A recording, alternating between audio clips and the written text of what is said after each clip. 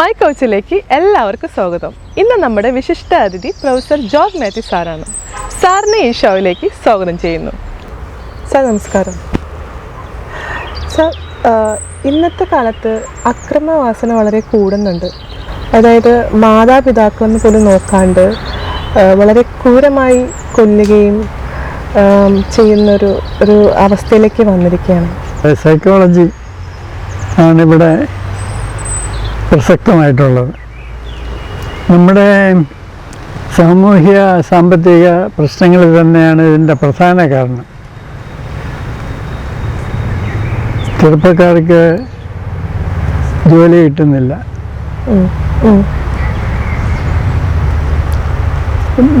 സാധനങ്ങളുടെയൊക്കെ വില കുതിച്ച് ഉയർന്നുകൊണ്ടിരിക്കുന്നു.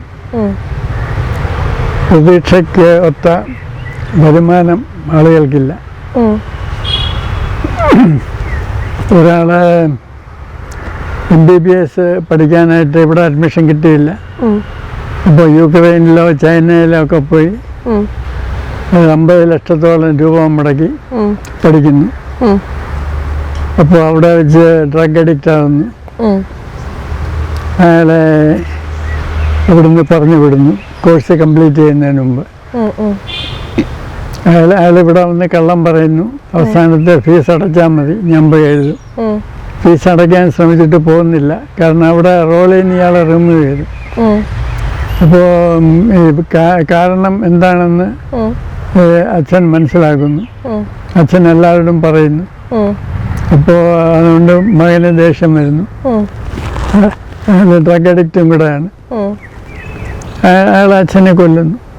അപ്പം അടിസ്ഥാനപരമായ കാര്യം, ഇവിടെ എന്തൊക്കെ കോഴ്സുകളുണ്ട്, അതൊന്നും പോരാതെ ചൈനയിൽ പോയി മെഡിസിൻ പഠിക്കേണ്ട എന്താണ് ആവശ്യം?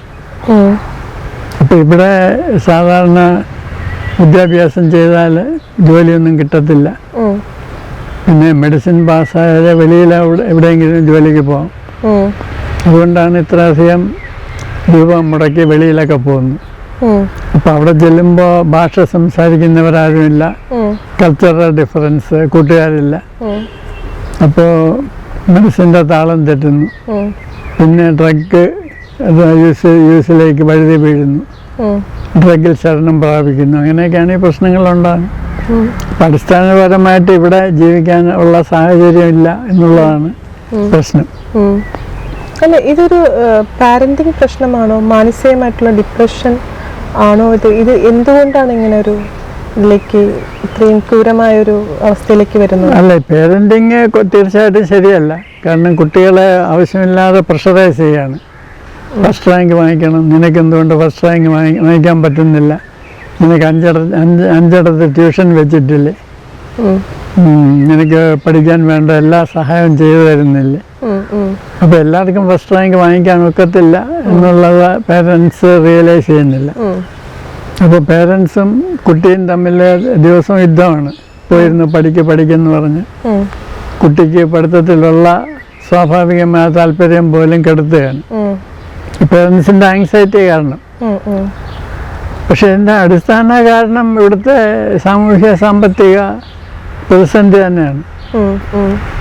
അല്ല, ഈ ഒരു ഇൻസിഡൻറ്റിൽ ഉണ്ടായ സമയത്ത് സാത്താൻ വർഷിപ്പ് ഉണ്ടായിട്ടുണ്ട്. അങ്ങനെ അത് ഇതിലേക്ക് എത്തപ്പെടുന്നു, കാരണമാകുന്നു എന്നുള്ളൊരു വ്യക്തമായ ചിത്രങ്ങളും കിട്ടിയെന്നാണെന്ന് സമൂഹങ്ങൾ പറയും. അതുകൊണ്ടായിരിക്കാം. കാരണം ഒരാൾ ഭയങ്കരമായിട്ട് അക്രമാസക്തനാകുമ്പോൾ സാധാരണ ഒരു മതത്തിലായിരിക്കും പിന്നെ പിടിച്ചു നിൽക്കാനൊക്കത്തില്ല. പിന്നെ അയാൾക്ക് പിടിച്ച് നിൽക്കാവുന്നത് ഇതുപോലെയുള്ള ദുർമന്ത്രവാദം അല്ലെങ്കിൽ സാറ്റാൻ വർഷിപ്പ്, ഇതൊക്കെ തന്നെയാണ്. അപ്പം എല്ലാ രാജ്യങ്ങളിലും ഈ ദുർമൂർത്തികളുണ്ട്. ഇപ്പം നമ്മുടെ നാട്ടിലും പെട്ടെന്ന് കാര്യം സാധിക്കണമെങ്കിൽ വിഷ്ണുവിനെയോ ശിവനെയോ ഒന്നുമല്ല ആളുകൾ ശരണം പ്രാപിക്കുന്നത്, കുട്ടിച്ചാത്തൻ, പിന്നെ ചെറിയ ദുർമൂർത്തികളുണ്ട്, അതിനൊക്കെയാണ്. അപ്പോൾ എളുപ്പത്തിൽ കാര്യം സാധിക്കണമെങ്കിൽ ദുർമൂർത്തികളുടെ സഹായം വേണം. അങ്ങനെയാണ് സാറ്റനിസത്തിലേക്കൊക്കെ ആളുകൾ പോയി വീഴുന്നത്. അപ്പോൾ ഈ സാറ്റനിലേക്ക് പോകുമ്പോൾ ആൾക്കാർക്ക് സാത്താനിലേക്ക് പോകുമ്പോൾ ഈ ഒരു അക്രമവാസന വളരെ കൂടുന്നു എന്നാണോ? അക്രമാവാസന കൂടുമ്പോഴാണ് ഇതിലേക്ക് പോകുന്നത്. ഇതിലേക്ക് പോയി കഴിയുമ്പോൾ അത് വീണ്ടും വർദ്ധിക്കുകയും ചെയ്യും. അപ്പൊ മുന്നേ തന്നെ ഉണ്ടായിരുന്നത് ഇതിലേക്ക് എത്തുമ്പോൾ കൂടുകയാണ് ചെയ്യുന്നത്. അതെ അതെ. കാരണം ഈ സേറ്റാൻ വർഷിപ്പ് എന്ന് പറഞ്ഞാൽ ഈ സാധാരണ മതങ്ങളിലൊക്കെ നന്മ ചെയ്യണം, മറ്റുള്ളവരെ സഹായിക്കണം, അഹിംസ, ഇതൊക്കെയാണ് പറയുന്നത്. ഇതിന്റെ നേരെ വിപരീതമാണ് ദുർമൂർത്തികൾ. ദുർമൂർത്തികളെ പ്രീതിപ്പെടുത്തണമെങ്കിൽ ബലി, നരബലി, ഇതൊക്കെ ചെയ്യണം. അപ്പൊ സേറ്റാൻ വർഷിപ്പിലും അത് തന്നെയാണ്. നമ്മൾ തിന്മ ചെയ്യുമ്പോഴാണ് സേറ്റാൻ പ്രസാദിക്കുന്നത്. അങ്ങനെയാണ് ഈ കുട്ടികളൊക്കെ ഇതിനകത്ത് പോയി വീഴുന്നത്. അത് എന്താ, സാമ്പത്തിക ബുദ്ധിമുട്ടും ഈ പാരന്റിങ്ങിന്റെ ഇഷ്യൂവും മാനസികമായിട്ടുള്ള ഇതുകൊണ്ട് തന്നെയാണ് വരുന്നത്. അതാണ് അടിസ്ഥാന കാരണം. അതുകൊണ്ട് കുട്ടി അക്രമാസക്തനാകുന്നു. അങ്ങനെ ഇതിൽ പോയി വീഴുന്നു. ഇതിൽ പോയി വീഴുമ്പോൾ പിന്നെ കൂടുതൽ അക്രമം കാണിക്കണമെന്നാണ് ഈ സേറ്റൻ വർഷിപ്പിന്റെ ആചാര്യന്മാർ പഠിപ്പിക്കുന്നു. സാത്താൻ പ്രീതിപ്പെട്ടാൽ നിനക്ക് വേണ്ടതൊക്കെ തരും. അപ്പം അതിനുവേണ്ടി ഏറ്റവും ക്രൂരമായ കാര്യങ്ങൾ ചെയ്യുക എന്നാണ് അവർ പഠിപ്പിക്കുന്നത്. അല്ല, ഇത്രയും വിദ്യാഭ്യാസമുള്ള നമ്മുടെ ഈ സമൂഹത്തിൽ എന്തുകൊണ്ട് ആൾക്കാർ ഇതിൽ ഇന്നും വിശ്വസിക്കുന്നു? അത് നമ്മൾ വിശ്വാസത്തിന് വിദ്യാഭ്യാസം വലിയൊരു ഘടകമല്ല. നമ്മൾക്ക് നിരാശയും അക്രമാസക്തിയും ഒരുപാട് വർദ്ധിക്കുമ്പോൾ പിന്നെ വിദ്യാഭ്യാസവും സാമാന്യ ബുദ്ധിയൊന്നും അവിടെ വർക്ക് ചെയ്യത്തില്ല. പിന്നെ വിവേകം എന്നൊന്നും ഇല്ലാതാകും. പിന്നെ എങ്ങനെയെങ്കിലും നമ്മുടെ കാര്യം നടക്കാൻ വേണ്ടി എന്ത് വേണമെങ്കിലും അവർ ചെയ്യും.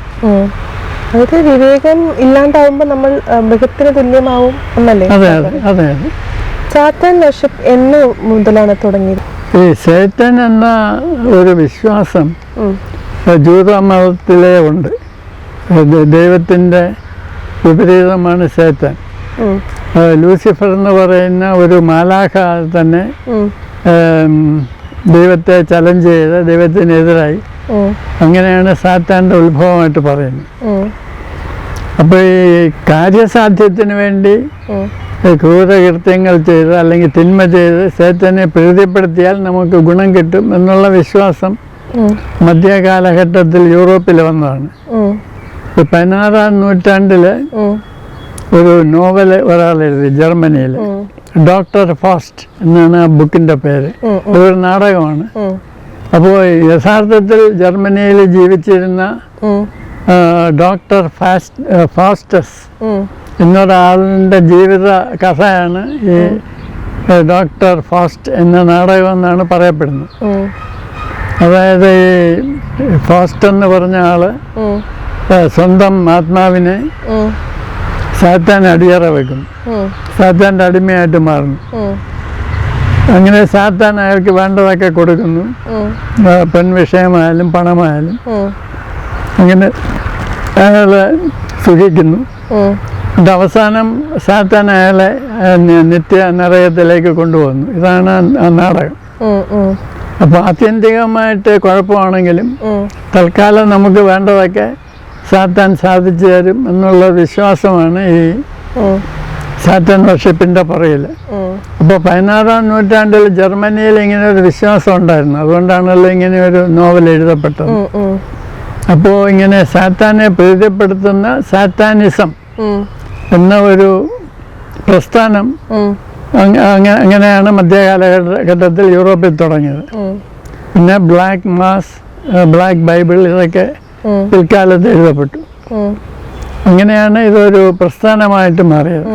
ഇതിനിപ്പോൾ മിക്ക രാജ്യങ്ങളിലും വേരുകളുണ്ട്. ഈ കത്തോലിക്ക മതത്തിൻ്റെ ഒരു റിവേഴ്സായിട്ടാണ് ഇത് പല രാജ്യങ്ങളിലും പ്രചരിച്ചുകൊണ്ടിരിക്കുന്നത്. കുരിശിനെ മറിച്ച് തിരിച്ചു വെച്ച് അതെ, എല്ലാം ഇതിന് വിപരീതമാണ്. സാധാരണ മതത്തിൽ പറയുന്ന കാര്യങ്ങൾക്കെല്ലാം നേരെ വിപരീതമാണ് ഇവർ കാണിക്കുന്നത്. എന്താണ് അവിടെ ചെയ്യാൻ പാടില്ല എന്ന് പറയുന്നത്, അതൊക്കെയാണ് ഇവരിവിടെ ചെയ്യുന്നത്. ഈ സാത്താൻ വർഷിപ്പ് ചെയ്യുന്ന ആൾക്കാർ ഇവരിലേക്ക് എങ്ങനെ എത്തപ്പെടുന്നു? എങ്ങനെയാണ് അത് സംഭവിക്കുന്നത്? അത് പല രീതികളുണ്ട്. ഡ്രഗ് ഒരു രീതിയാണ്. ഡ്രഗ് മാഫിയ വഴി ഇതിലത്തേക്ക് എത്തും. പിന്നെ എന്തെങ്കിലും ഈ കാര്യസാധ്യത്തിന് എളുപ്പ വഴി ഉണ്ടെന്ന് ഇവര് മീഡിയ വഴിയോ ആരെങ്കിലും പറഞ്ഞോ ഒക്കെ കേൾക്കും. അങ്ങനെ നമ്മളുടെ സ്വഭാവം അനുസരിച്ച് ഉള്ള കൂട്ടുകാർ നമുക്കുണ്ടാവുമല്ലോ. അത് പല വഴിയിൽ കൂടെ അത് സംഭവിക്കാം. അല്ല, ഇന്നും ഇത് വർഷിപ്പ് ചെയ്യുന്ന സ്ഥലങ്ങളുണ്ടോ? ഉണ്ട്. ഉണ്ട്. അത് നമ്മൾ സാധാരണ ആൾക്കാർക്ക് എത്താൻ പറ്റത്തില്ല. ആർക്ക് വേണോ എത്താം. ഇപ്പോൾ ഷാരോണിന് വേണമെങ്കിൽ നിഷ്പ്രയാസം ഇപ്പോൾ ഇൻ്റർനെറ്റിൽ തന്നെ ഈ ഡാർക്ക് വെബ് ഉണ്ടല്ലോ, അതിലൊക്കെ പോയാൽ വളരെ ഈസി ആയിട്ട് കോണ്ടാക്ട് ചെയ്യാം അവരായിട്ട് ബന്ധപ്പെടാൻ പറ്റും. അതെ അതെ. അപ്പോൾ ഇതിങ്ങനെ വർഷിപ്പ് നടക്കുന്നുണ്ട്. അതെ അതെ. അത് ഓൺലൈൻ വഴിയാണോ അതോ? അല്ല, പല രീതിയിലാണ്. ഓൺലൈൻ ഇക്കാലത്തെ ഒരു മീൻസാണ്. അല്ലാതെയും ഡ്രഗ് മാഫിയ വഴിയും ഒക്കെ ഇവരെ ആക്സസ് ചെയ്യുക എന്ന് പറയുന്നത് വലിയ പ്രശ്നമൊന്നുമില്ല. അതെ അതെ അതെ. സാത്താൻ വർഷിപ്പ് ചെയ്യുന്നവർ എങ്ങനെയാണ് സാത്താനെ പ്രീതിപ്പെടുത്തുന്നത്? എന്തൊക്കെയാണ്? അതിന് പല മാർഗങ്ങളുണ്ട്. ആദ്യം നമ്മളുടെ സ്വന്തം രക്തം നമ്മൾ സാത്താൻ്റെ ഒരു രൂപം ഉണ്ടാക്കി വെച്ചിട്ട് അതിൻ്റെ മുമ്പിൽ ചെന്ന് നിൽക്കുമ്പോൾ നമ്മൾ പൂർണ്ണമായിട്ട് വിശ്വസിക്കുകയാണെങ്കിൽ സാത്താൻ പ്രത്യക്ഷപ്പെട്ട് ഗിവ് മീ ബ്ലഡ് എന്ന് പറയും. അല്ലെങ്കിൽ സാത്താൻ്റെ സൗണ്ട് കേൾക്കും, എനിക്ക് രക്തം തരിക. അപ്പം നമ്മൾ കത്തിയോ ബ്ലേഡോ ഉപയോഗിച്ച് നമ്മളുടെ സ്വന്തം രക്തം വീഴ്ത്തി കൊടുക്കണം. അങ്ങനെയാണ് പല സാത്താൻ വർഷിപ്പ് റിച്വൽസും തുടങ്ങുന്നതെന്ന് പറയുന്നു. അത് കഴിഞ്ഞിട്ട് കൂട്ടായിട്ടുള്ള പരിപാടികളിൽ നമ്മൾ സംബന്ധിക്കണം. അപ്പോൾ അവിടെ ഫ്രീ സെക്സ്, ഫ്രീ ഡ്രഗ്, ഇങ്ങനെയുള്ള പല പരിപാടികളുമുണ്ട്. അതായത് നമ്മൾ സാധാരണ നിഷിദ്ധമെന്ന് പറയുന്ന കാര്യങ്ങളൊക്കെ തന്നെയാണ് അവിടെ ചെയ്യിക്കുന്നത്. ഈ സാത്താനൊരു രൂപമുണ്ടോ? എന്താണ് അവർ ആ രൂപമായിട്ട്? ഈ നമ്മൾ കൽപ്പിക്കുന്ന രൂപങ്ങളാണ്. ഈ വെസ്റ്റേൺ കൺസെപ്റ്റ് അനുസരിച്ച് സേറ്റന് കൊമ്പുണ്ട്, ചിലത് ഈ മുട്ടനാടിൻ്റെ രൂപത്തിൽ ആ തലയൊക്കെ ഉള്ള ഒരു മനുഷ്യ ശരീരം. അങ്ങനെ പല ഇതൊക്കെ നമ്മളുടെ മനസ്സ് സൃഷ്ടിക്കുന്ന രൂപങ്ങളാണ്.